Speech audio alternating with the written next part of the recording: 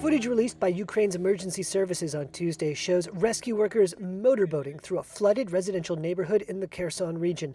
The area was inundated after a massive dam holding back a reservoir was destroyed, sending a deluge downstream into a war zone and forcing villagers to flee.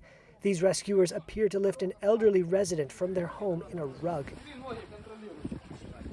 Drone footage from a Russian news agency shows what's left of the Soviet-era Nova Kakhovka Dam. Russia has controlled the dam since early in its 15-month-old invasion. Ukraine accused Russia of blowing it up, calling the act a deliberate war crime. The Kakhovka disaster is yet another proof that Russia is a terrorist state. Ukrainian Foreign Minister Dmytro Kuleba on Tuesday released a message calling for an emergency meeting of the United Nations Security Council to discuss the situation. But the Kremlin said it was Ukraine that sabotaged the dam.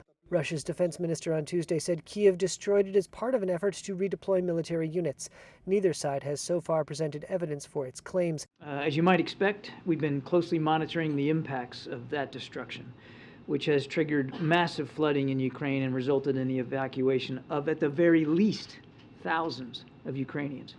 White House National Security spokesperson John Kirby said Washington had not yet determined who or what caused the dam's destruction. But we cannot say conclusively what happened at this point. Nova Kakhovka's demolition comes amid signs Ukrainian forces may be ramping up a long-awaited counteroffensive against Russian troops occupying parts of the country's east.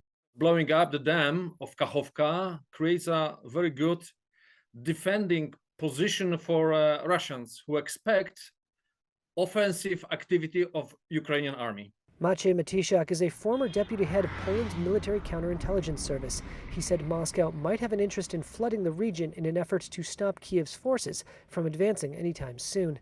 At least a month, it excludes this area terrain of use of heavy equipment like tanks or APCs or heavy armored vehicles.